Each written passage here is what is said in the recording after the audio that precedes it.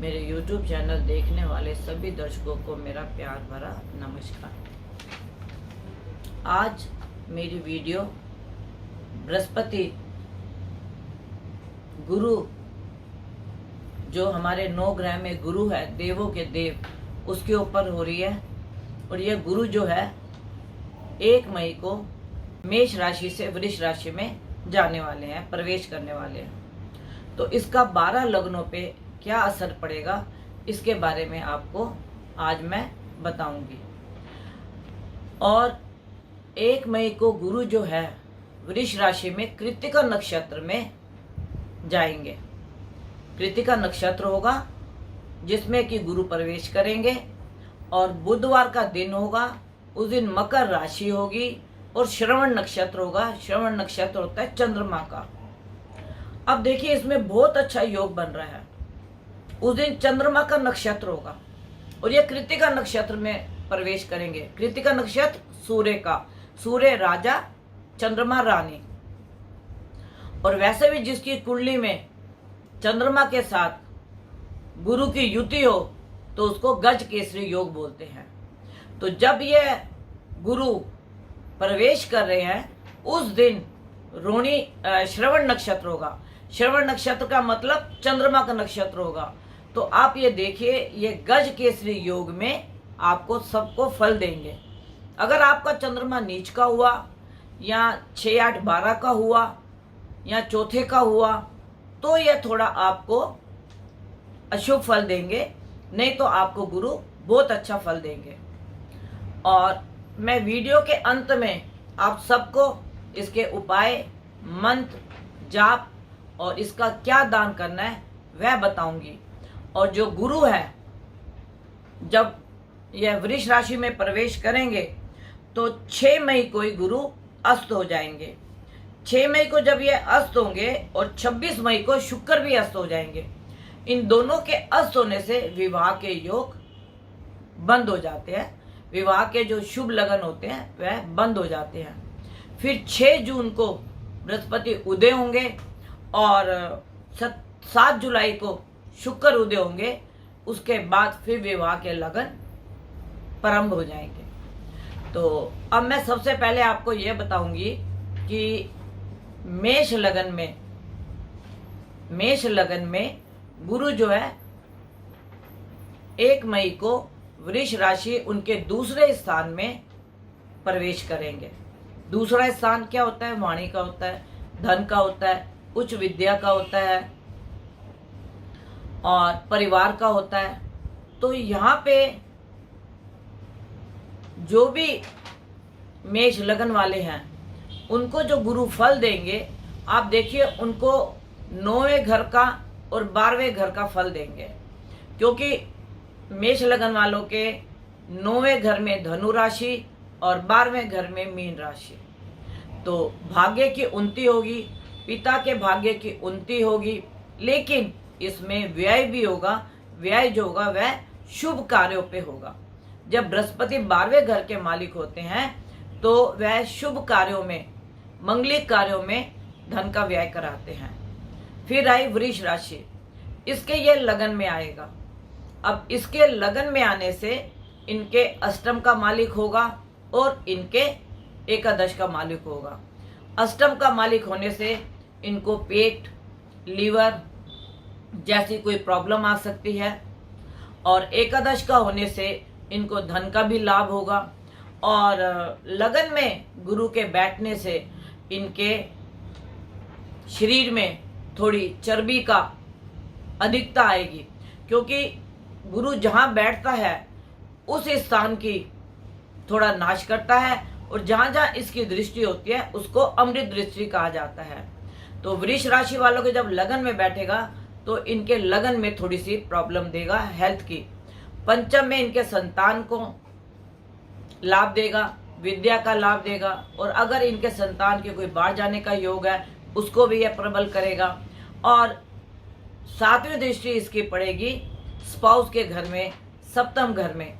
तो उसमें इनकी पत्नी को थोड़ी हेल्थ प्रॉब्लम हो सकती है, पेट संबंधी प्रॉब्लम हो सकती है, क्योंकि वहां पे चंद्रमा नीच का हो जाता है और चंद्रमा जैसे इनको प्रॉब्लम्स होंगी, क्योंकि जिस दिन ये प्रवेश कर रहा है उस दिन श्रवण नक्षत्र है चंद्रमा का, तो चंद्रमा की 7वीं दृष्टि जो है वह नीच की पड़ेगी, जिससे इनकी पत्नी को कुछ हेल्थ प्रॉब्लम हो सकती है। फिर 9वीं दृष्टि जो इसकी है वह आपके 9वें भाव में पड़ेगी। धर्म की तरफ रुचि होगी, धर्म में दान होगा और धर्म की छोटी छोटी तीर्थ यात्राएं भी इनकी हो सकती हैं। मिथुन लगन वालों के लिए गुरु जो है आपके परिवार में, आपके बिजनेस में, आपके कर्म स्थान में आपको लाभ देगा, क्योंकि यह आपके 7वें और 10वें घर का मालिक है। तो इससे आपकी पत्नी के द्वारा कोई आपको लाभ हो सकता है, या अगर आपकी पत्नी जॉब करती है तो उसको प्रमोशन या उसके मतलब लाभ होने की संभावना बनती है। और आपके कर्म क्षेत्र में बृहस्पति उसका भी मालिक है और सप्तम का भी मालिक है, और आपके लगन में आके बैठ रहा है, तो कर्म में भी आपको लाभ हो सकता है। आपको अपने बॉस से कोई फायदा हो सकता है, आपकी प्रमोशन हो सकती है, और अगर आप बिजनेसमैन हैं तो आपका कार्य भी बढ़ सकता है। फिर आपकी आई करक। अब करक राशि वालों के लिए यह उनके 6ठे घर का मालिक है और उनके 9वें घर का मालिक है। तो करक राशि वालों के लिए सबसे पहले उनको अपने हेल्थ के ऊपर ध्यान देना है। इस समय में कोई कर्जा नहीं लेना है, कोई धन का अपव्यय नहीं करना है, क्योंकि 6ठे घर से यह सीधी इसके 12वें घर को भी दृष्टि जाती है। तो इसलिए करक लगन वालों को इस चीज का ध्यान देना है, और जो इनके भाग्य में वह देखेगा तो इनके भाग्य की करेगा वृद्धि। धर्म में इनका बहुत वो होगा, रुझान होगा, और धर्म के ऊपर इनका व्यय भी होगा, और कुछ संत समागम इनके साथ होंगे, बड़े बड़े संतों से इनका मिलन होगा, और कुछ यह ऐसे कार्य करेंगे जिससे इनका नाम होगा। और करक राशि वालों को, करक लगन वालों को अपनी सेहत का पूरा ध्यान रखना है। इस वक्त अगर आपने सेहत का ध्यान रखा तो आपको कोई भी हानि होने वाली नहीं है, और मैं आपको वीडियो के अंत में जो उपाय बताऊंगी उसके करने से आपको लाभ ही होगा, आपको नुकसान नहीं होगा। अब आती है सिंह राशि। सिंह राशि वालों को आप देखिए कि इनके सबसे पहले पंचम का मालिक है, पंचम के बाद अष्टम का मालिक है। तो सिंह राशि वालों के संतान को लाभ होगा, उनके संतान को लाभ होगा, क्योंकि लगन से बैठ के यह पंचम में अपने ही राशि को देख रहा है। तो संतान का विदेश जाने का योग बनेगा, संतान का लाभ होगा। अगर किसी के संतान के आगे संतान नहीं हो रही है तो उसके संतान होने का योग है, और अगर किसी के संतान का विवाह नहीं हो रहा तो उसका भी यह योग बनता है सिंह राशि वालों के, सिंह लगन वालों के लिए। फिर इसकी सप्तम में दृष्टि पड़ेगी। सप्तम में जाके इनको अपने स्पाउस का बहुत ध्यान रखना पड़ेगा, क्योंकि स्पाउस से दूसरा घर मीन राशि का है जो कि हेल्थ का है। तो उसके लिए भी आपको उनका बहुत ध्यान रखना पड़ेगा, और अपनी वाणी पे थोड़ा सा आपको निरंतर रखना पड़ेगा, क्योंकि यह अष्टम का मालिक होके आपके वाणी स्थान को भी देखता है, जिससे आपकी वाणी में कुछ कटुता आके आपके परिवार में ग्रह क्लेश की युति बनती है। यह है सिंह वालों के लिए। और कन्या राशि वालों के लिए यह आपके सप्तम का मालिक है, और यह आपके 10वें स्थान का मालिक है। तो कन्या राशि वालों को यह आपके 9वें भाव में जाएगा। 9वें भाव में जाने का मतलब आपका धर्म की तरफ रुझान होगा, आपका दान धर्म पुण्य कार्यों की तरफ आपका काफी रुझान चलेगा, और आपके पिता की प्रमोशन हो सकती है। आपके पिता को अगर कोई हेल्थ प्रॉब्लम है वह दूर हो सकती है। और कन्या लगन वाले, इनकी 7वीं दृष्टि जो है आपके पराक्रम पे और छोटे भाइयों पे पड़ेगी। तो पराक्रम में आपकी वृश्चिक राशि पड़ती है, जिससे कि वहां पे चंद्रमा की नीच दृष्टि पड़ती है। तो आपको अपने मित्रों से, अपने भाइयों से थोड़ा सा समन्वय बना के चलना होगा, और कोई मित्र आपसे बगावत ना कर जाए, इस चीज का भी आपको ध्यान रखना पड़ेगा। बाकी अगर आप दान धर्म कर्म से अपने पराक्रम को बढ़ाते हैं तो आपको कोई नुकसान की संभावना नहीं है। फिर आपकी जो पंचम दृष्टि पंचम भाव पे पड़ेगी, आप उससे देखिए नवम से नवम भाव में आपका बृहस्पति विराजमान है, और वहां से नवम दृष्टि आपके संतान पे पड़ेगी। संतान का कोई मांगलिक कार्य हो सकता है, कोई शुभ कार्य हो सकता है। अगर संतान नहीं है तो आपको संतान की कोई गुड न्यूज मिल सकती है। तो यह कन्या लगन का हुआ। अब आगे आपका तुला का ये आपका छठे घर का स्वामी है। सबसे पहले ये आपके छठे घर का स्वामी है, और उसके बाद आपके पराक्रम का स्वामी है। तो अब आप देखिए कि आपके लगन में आने से पहले ये आपके पंचम में देखेगा, फिर आपके ये सप्तम में देखेगा, फिर आपके ये नवम में देखेगा। तो अब आप देखिए, जब ये आपके पंचम में देखेगा तो संतान के द्वारा आपको कोई लाभ हो सकता है, या आपके द्वारा आपके संतान को लाभ हो सकता है। और पत्नी के हेल्थ के ऊपर आपको कुछ व्यय करना पड़ सकता है, पत्नी की हेल्थ के लिए, क्योंकि उससे 12वें में आपकी मीन राशि है। तो इस प्रकार से अगर तुला लगन वाले अपने पराक्रम का और अपनी पत्नी का हेल्थ का ध्यान रखते हैं तो आपको किसी भी प्रकार का कष्ट नहीं हो सकता, क्योंकि तुला लगन का स्वामी शुक्र है, और उसका और गुरु का आपस में शत्रुता है, क्योंकि शुक्र जो है देवों के देव है, शुक्र जो है राक्षसों के देव हैं, और जो गुरु हैं वह देवों के देव हैं। तो इसलिए तुला लगन वालों के लिए जो मैं आपको उपाय बताऊंगी वो आपको बहुत ध्यान से करना है, मंत्र का भी जाप करना है, जिससे कि आपका जो यह समय है अच्छे से कट जाए। फिर आया वृश्चिक लगन। वृश्चिक लगन के दूसरे घर का स्वामी है और 5वें घर का स्वामी है, और ये कहाँ पे आके बैठा है? आपके सप्तम में, आपके पत्नी के स्थान में। तो पत्नी के स्थान से पहले इसकी 5वीं दृष्टि पड़ेगी लाभ स्थान पे, फिर पड़ेगी लगन पे, और फिर पड़ेगी पराक्रम के। अगर आपकी पत्नी कार्यरत है तो उसको कोई प्रमोशन, कोई लाभ, इस प्रकार की युति बनती है। फिर यह आपके लगन को देखेगा। लगन को देखने का मतलब कि आपके कार्य में वृद्धि होगी, आपका मनोबल बढ़ेगा, आपकी बुद्धि खुलेगी, क्योंकि बृहस्पति जहाँ देखता है वहां पे अमृत बरसाता है। तो जब यह सप्तम से आपके लगन को देखेगा तो जो आपके कोई कष्ट या रोग होंगे वह भी दूर होंगे, और आपके लगन में आपकी बुद्धि चतुर चलेगी। और अगर आपके पराक्रम को देखता है तो आपके छोटे बहन भाइयों से आपका मिलाप भी हो सकता है, और उनसे अगर आपके कुछ विचार मतभेद नहीं मिल रहे थे वो अब इस समय आपके मिलेंगे। दूसरा, अगर आपकी संतान, क्योंकि वृश्चिक लगन से दूसरा स्थान उच्च विद्या का होता है, तो अगर आपकी संतान कोई उच्च विद्या ग्रहण करना चाहती है तो उससे भी आपको लाभ होगा। फिर आया धनु लगन वाले के लिए इस समय बृहस्पति जो है वो आपके छठे स्थान में विराजमान होंगे, और वहां से उसकी 7वीं दृष्टि जो है व्यय पे पड़ेगी, और 5वीं दृष्टि उसके आपके कर्म स्थान में पड़ेगी, और 9वीं दृष्टि उसकी आपके पराक्रम पे पड़ेगी।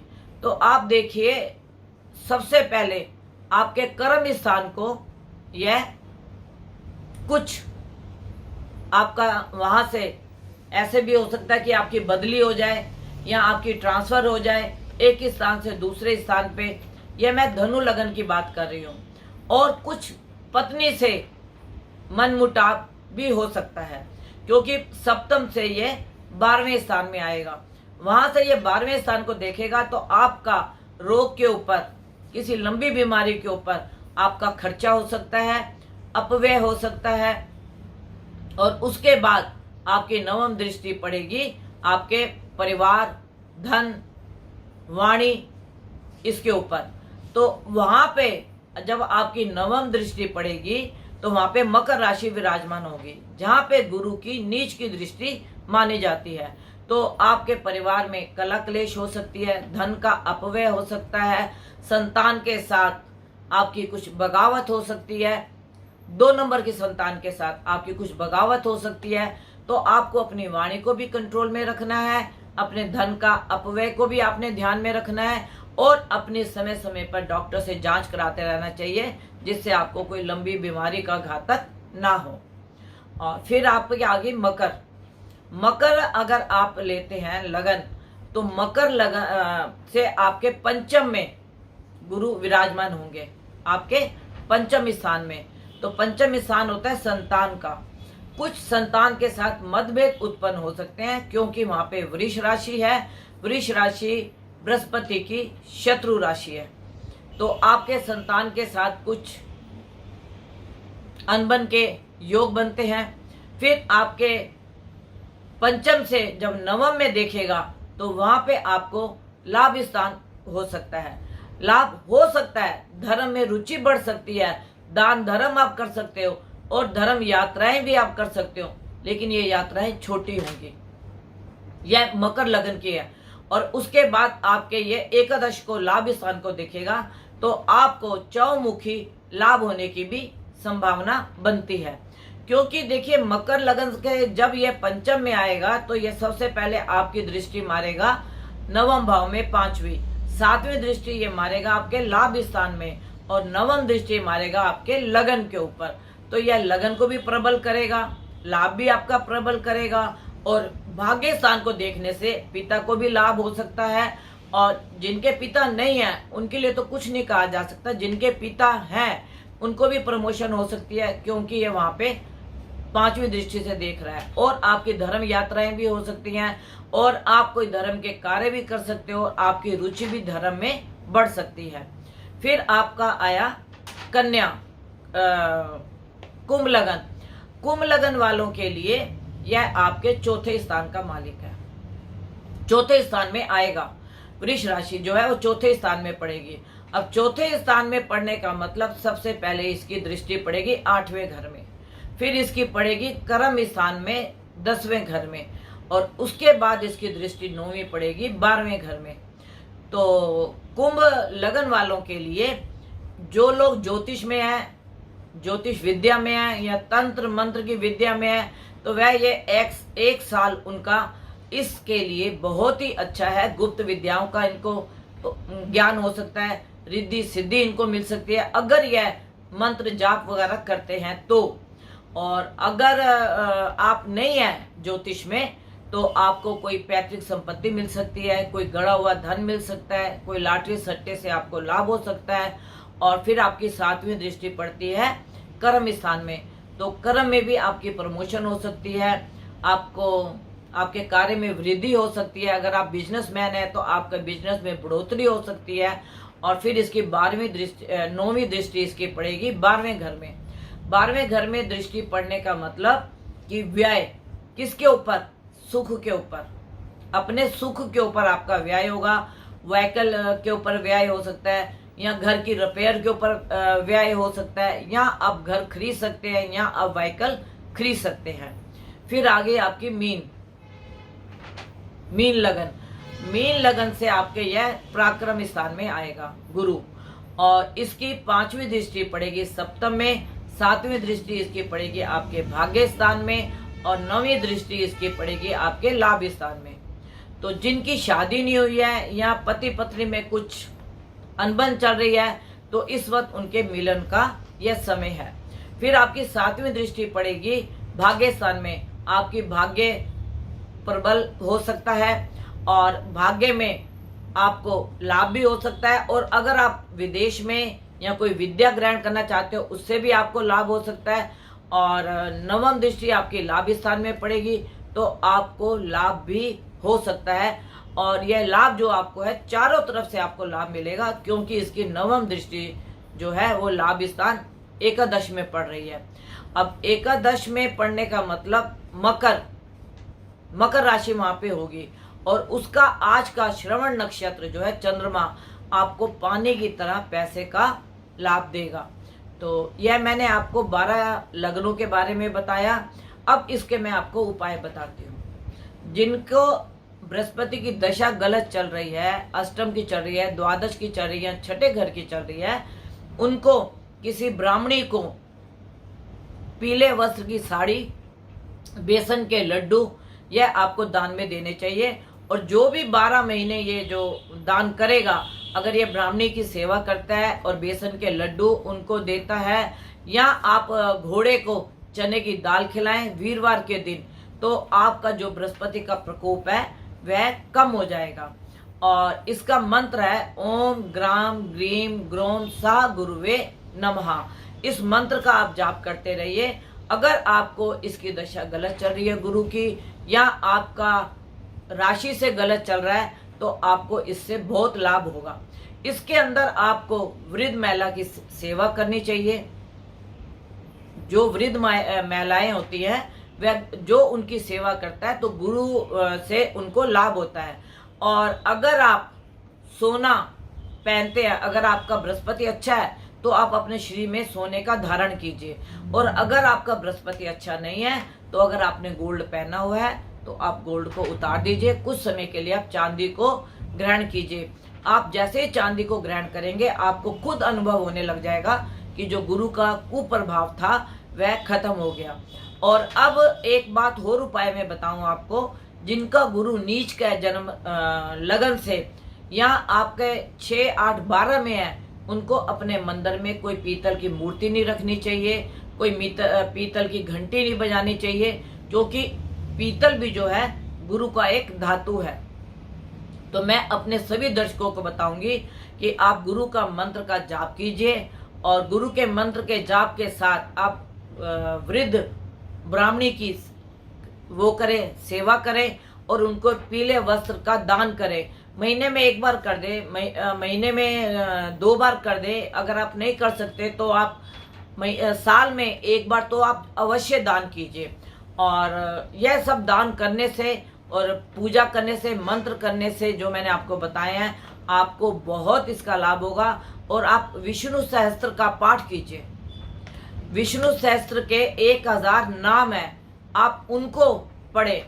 रोज 11-11 नाम पढ़े। 1008 नाम जब आपके पूर्ण हो जाए, उसके बाद दोबारा फिर आप उनको करें शुरू। तो कोई भी गुरु किसी भी कुंडली में आपको दुष्प्रभाव नहीं देगा। और जो व्यक्ति मेरे से मिलना चाहता है, अपनी पत्री का अवलोकन कराना चाहता है, वह 11 बजे से 4 बजे के बीच में कर सकता है। और मेरा कॉन्टैक्ट नंबर है 9810930691, 9999338366। यह मेरा कॉन्टैक्ट नंबर है। और अगर आप अपने आचार्य को भी अपनी पत्री का अवलोकन कराना चाहे, गुरु के वृष राशि में आने से आपको क्या उपाय करने चाहिए, क्या दान करना चाहिए, तो आप अपने आचार्य को भी दिखा सकते हैं। सबके आचार्य मैं नहीं बन सकती, लेकिन जो जहां रहता है या जिनके जो पुराने आचार्य हैं, वह उनसे अपनी कुंडली का अवलोकन करा के अपना समय का सदुपयोग करें। और मैं अपने सभी दर्शकों को एक बात कहना चाहती हूँ। कोई भी व्यक्ति जब भी कोई बड़ा ग्रह परिवर्तित होता है, तो अपने आचार्य को जरूर पत्री दिखा के उसके शुभ अशुभ ग्रह का पता करके, अगर आप उसके हिसाब से दान या उसके हिसाब से जाप या मंत्र कुछ भी करते हैं, तो आपको कोई भी ग्रह बुरा फल नहीं दे सकता। आज मैं अपनी वाणी को यहीं विराम देती हूँ।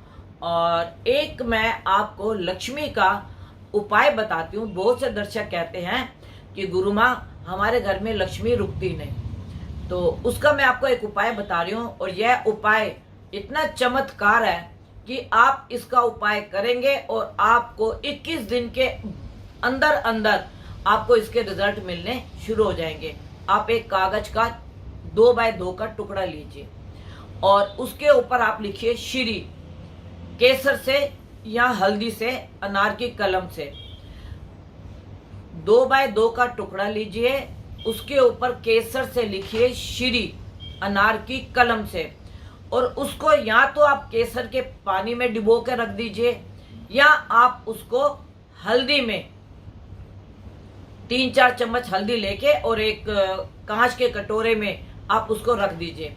और हर पूर्णिमा को इस कागज को दोबारा से आप फिर उसके अंदर हल्दी के अंदर रखें और ऐसे करते करते 12-13 महीने तो ये करें तो ये तो आपको लक्ष्मी का लाभ देंगे लेंगे। लेकिन अगर आप हर महीने ये करते रहते हैं और ताउम्र करते हैं तो मुझे नहीं ऐसा लगता कि आपको लक्ष्मी का किसी प्रकार से अभाव होगा। यह जो मंत्र है, यह जो तंत्र है, यह जो मैंने आपको विधि बताई है, यह इतनी जल्दी करने वाली है क्योंकि बृहस्पति जो होता है शुभ कारक होता है। तो आप इस उपाय को करके देखिए और फिर मुझे कमेंट्स बॉक्स में लिख के बताना कि आपको इससे लाभ हुआ या नहीं हुआ। अब मेरी जब भी कोई वीडियो आएगी मैं आपको एक अचूक मंत्र या कोई उपाय बताया करूंगी जिससे आप करेंगे और आपके घर में खुशहाली प्रवेश करेगी। आपका परिवार सुखी रहे, तंदुरुस्त रहे, आपको किसी भी प्रकार का कोई कष्ट ना हो और सरकार की गाइडलाइंस का आप ध्यान रखिए। और मेरे बहुत से दर्शक मुझे बार बार कहते हैं जी किसकी सरकार बनेगी, किसकी बनेगी। जिसकी सरकार है वही सरकार बनेगी और हम जो सरकार अच्छा कार्य कर रही है हमें उसके लिए उनको वोट देना चाहिए। सरकार कोई भी हो जो आपको लगे कि हमारे देश के लिए, हमारे हित के लिए कार्य कर रही है, हमें उसको वोट देना चाहिए। लेकिन फिर भी मैं आपको जब ये इलेक्शन का समय जब इसके परिणाम का समय आने वाला होगा तो मैं आपको जो मुझे ज्ञान होगा उसके हिसाब से मैं आपको जरूर बताऊंगी।